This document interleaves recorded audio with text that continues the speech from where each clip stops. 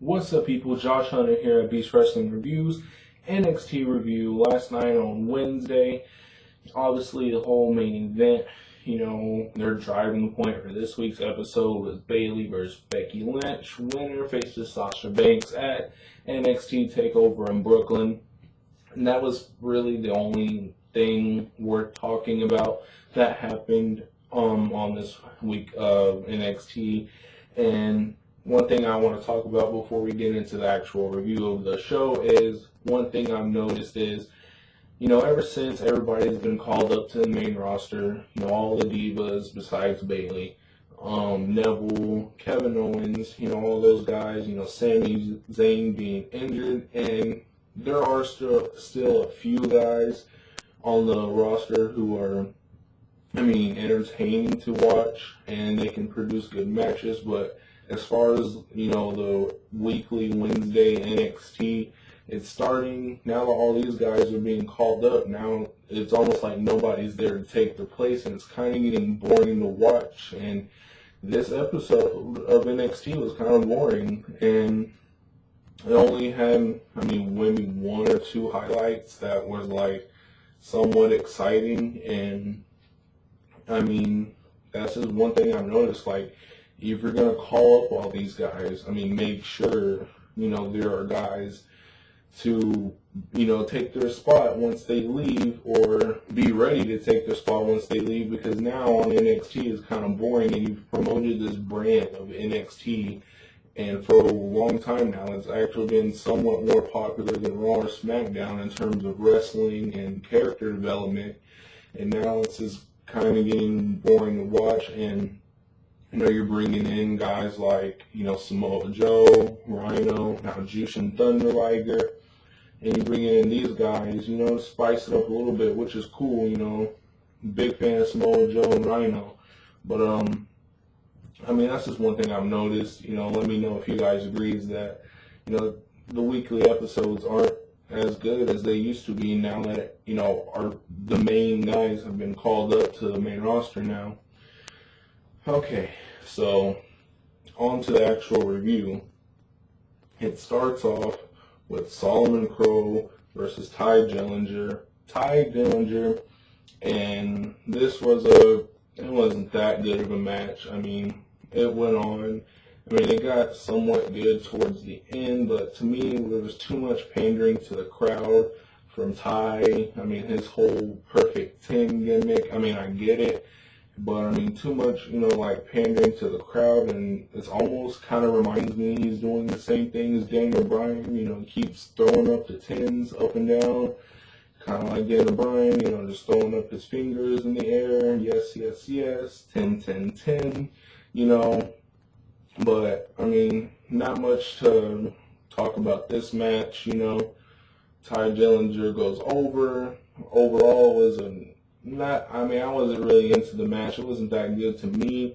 And, these two really didn't have any, previous history, which is one reason why sometimes NXT can either be really great or really boring, because, one day they'll, have guys in an intense rivalry, and then one week it'll be just two random guys we've never seen go at it before, and they're just wrestling just to wrestle. And that's one thing that's what we saw pretty much this week, almost completely. That is what kind of made it boring. And so after that, Ty Dillinger goes over. After that, we got Baron Corbin versus, some dude, some jobber guy we've never seen. Obviously, Baron Corbin beats him in about 5 seconds. And one thing already that I got to talk about is, why do you keep putting this guy in 5-second matches on NXT? You want to make him look dominant. I get that part. But if history has taught us anything, every time you try to build up a guy as this dominant force by having him beat guys, nobodies, in about 3, 4, 5 seconds, somewhere down the line in the future, it never ends up good. It happened to Ryback. Eventually, it happened to Goldberg, because then when you got to put them in a longer match with an actual wrestler, and they actually got to go in there and wrestle, then it's a problem, which I obviously am not saying Baron Corbin can't wrestle. I just haven't seen him in any long matches, for him to show us his wrestling skills, and so basically, if history has taught us anything, 5-second matches are never good, but this, and then he cuts, he's talking about how, nobody will get up from the end of days, going on about that, and also one thing I want to talk about with Baron Corbin's character is, he's coming off as this, bad guy, the guy you don't want to mess with, the lone wolf, and which is cool and everything, but then when he gets on the mic, it's kind of like, huh? Like it's almost like his voice doesn't match the personality that he's trying to convince you he is on camera, I mean, I don't know if you guys get that feel too, but it just doesn't match up to me with his mic skills and comparing it to the character that he's trying to convey on camera. And kind of weird to me, but it was all saved, in my opinion, Samoa Joe, which I actually called this. I knew this was going to happen, and it was just too easy to see coming, I guess, or maybe I've just watched it so long that I just know, who they're going to put with who, but I knew Samoa Joe was going to come out, because he's the only guy, he's big, he's tough, he doesn't have, nobody messes with Samoa Joe. Not afraid of anybody. Samoa Joe comes out, gets in Baron's face, and then Baron, start, first, and then they say, how about we go right now? Baron says, not right now, and then a little sneak attack from behind, starts pounding on Samoa Joe, and then Samoa Joe gets up, and then blades him out, gets him in that sleeper hold, or whatever you want to call it, and, just chokes him out, and then he's out, done, which is, well, to me, it's always awesome seeing Samoa Joe tap somebody out, or he didn't tap out, he just went to sleep, and, but it's also interesting to see, okay, well, this, obviously it will be, because Samoa Joe ain't doing a 5-second match, and I can tell you that right now, so this is obviously going to be the angle where we might see Baron Corbin come out and try and produce a good, quality, lengthier match with somebody like Samoa Joe, who's just as big, just as strong, just as tough as Baron Corbin. And that was one of the few highlights of tonight's NXT was, Samoa Joe coming out and putting somebody to sleep. It's always cool to see Samoa Joe put somebody to sleep, and that's just me being a fan of Samoa Joe. But I mean, just weighing him out because he has that legitimate, judo background. So this is always cool to see. Same thing if Brock Lesnar put somebody in a Kimura and broke his arm. You can see it 1,000 times, but it's always cool to see because, in real life he could legitimately do that. And then after that, we got Marcus, some crazy dude who comes out to the ring with no entrance music, which is always a terrible idea. The last guy I remember that did that was Vladimir Kozlov, and then they wanted to make it, more focused on him being a serious athlete. He doesn't need this cool music to come out to the ring. But with this guy, he's crazy, his mind ain't there, I get it. But, I mean, I thought, something was going on weird, like, a production thing, because I've never seen this guy before. I thought it was like a production thing, like, okay, well, this guy's coming out with no music. I'm like, oh, okay, so it's supposed to be like that. And then, okay.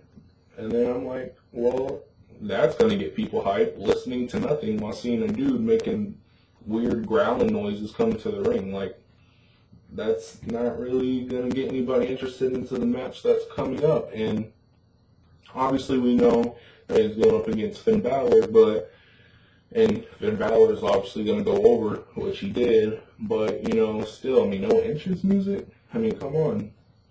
And so then we got Finn Balor versus this dude named Marcus, and I thought, this was just going to be like another 1-2 minute match, Finn Balor just takes this guy out, no problem, which kind of was, but it wasn't 2 minutes, maybe like 6 or 7. Like, they actually somewhat had a wrestling match, but, you know, it was a lot of just kind of brawling, and then up until, you know, towards the end, Finn Balor would take it and, you know, do the finishing. And the one complaint I have about this, because obviously, you know, with the pay-per-view in 2 weeks, you got to make the stars look good, so I'm not going to complain that the match wasn't long. And then NXT is only an hour anyways, or anything, and we don't even know who Marcus is, so it's not like we're invested into Marcus versus Finn Balor or anything. But the only complaint I have about this wasn't even with the match itself, because this is what I expected, but was with the commentary. The entire time, the commentators, which I enjoy, you know, Corey Graves, Rich, and Baron, and Byron's, Saxton's commentary on NXT, but with this specific match, the entire time they were talking about, you know, the pay-per-view in 2 weeks, that TakeOver in Brooklyn. And I'm just like, this is one of the problems that a lot of people are talking about with commentary. You know, you got a match, you know, and there was a few times where this, you know, guy Marcus, you know, kind of took over Finn Balor and got some offense in, and they really didn't talk about it. They were just going on and on about Kevin Owens and Finn Balor at TakeOver, which I get that. You should talk about that because, you know, NXT title and the ladder match at TakeOver in Brooklyn, you know, I get it. It's a big match, you know, high risk, high stakes, all that, you know, hype it up, get the fans excited about it, but don't forget to mention the stuff that's happening in the ring. And you already talk about it enough in between matches, not alone. And then now we gotta listen to it the entire match during the match, you know. That's one thing and they do the same thing on Raw and SmackDown. They just talk about things that have nothing to do with what's going on in the ring. I mean, we'll be watching a match with, you know, Randy Orton and Sheamus, but they're talking about Seth Rollins and John Cena the entire time. Or we'll be having, you know, Roman Reigns versus Bray Wyatt, but they're talking about Brock Lesnar and Undertaker for 5 minutes straight, no matter what's going on in the ring. And this is one thing, and obviously it's not, at least from what we've heard, you know, it's obviously not the commentator's fault. I mean, they're being produced, but still, I mean, we get it. Look, Kevin Owens versus Finn Balor ladder match at TakeOver. You know, talk about it. We've already heard about it before, previous to this match. You know, why we got to keep going on about it during the match that's currently going on, you know. And that was the only complaint I had about that. Finn Balor goes over, obviously, in this match against this dude Marcus with a coup de grace, if that's how you pronounce it. I'm still not sure. And then main event, some Divas action. Bayley versus Becky Lynch. This was actually a pretty good match. You know, Becky definitely made Bayley look good because Becky got a majority of the offense in this match. You know, and huge fan of Becky Lynch, you know, in this match specifically because one, I mean, you know, they're real life friends, you know, so I mean, you're gonna make your friend look good and everything, but huge fan because she was working smart. Like, her finisher is an armbar, you know, the disarmer, which, I mean, could snap your arm in half if, you know, in real life applied, you know. So the entire match, plus Bayley has a hand injury, so the entire match, Becky is doing moves that injure the arm. And that's one thing that we have not seen, you know, in WWE, because, you know, you get, I mean, if, like, Jack Swagger, you know, who, I mean, is, you know, very talented, but, you know, his finisher is the ankle lock, and, you know, we would see him wrestle an entire match, not do one move to the ankle, but then put in the ankle lock, and then the dude would tap out in about 5 seconds. And, you know, it's just working smart because, you know, when you have Becky working on Bayley's arm that's already injured the entire match, and then when Becky finally gets in that armbar, it's just going to hurt even worse. It's going to, you know, you expect Bayley just to tap out instantly, and then when she does it, it makes Bayley look even better. It makes her character, you know, more developed, you know, never give up. You know, I'm getting this NXT Women's Championship, all that. It just makes her look better. it makes your opponent look better when you work smarter, and definitely a big fan of what Becky Lynch did in this match. Definitely made Bayley look really good. And this was kind of like a back and forth brawling kind of match. Like I said, really wasn't too much back and forth. Becky had, was making Bayley look good, had most of the offense, and then Bayley, would come out at the end, and then, I think she did a roll up at the end, and then 1, 2, 3, and then she would take the match, and then Bayley versus Sasha Banks at the takeover in Brooklyn. And so that was the other highlight to this episode of, NXT, was Bayley and Becky Lynch actually had a pretty good match. I didn't mind watching it. It was very interesting. And you had Sasha Banks on, that was actually really funny, was Corey Graves and Sasha Banks on commentary, not really yelling, but just making fun of Byron and Rich on commentary. I was legitimately laughing, and I'm really enjoying Corey Graves on commentary, making fun of the other guy, shut up, she's the boss, what the hell are you doing, just stuff like that, is just real funny. And so Bayley goes over in a pretty good match with Becky Lynch. It's going to be Bayley versus Sasha Banks for the NXT Women's title at the TakeOver on August 22nd in Brooklyn. And I think we all know Bayley's going to win. Sasha Banks, it's pretty obvious actually.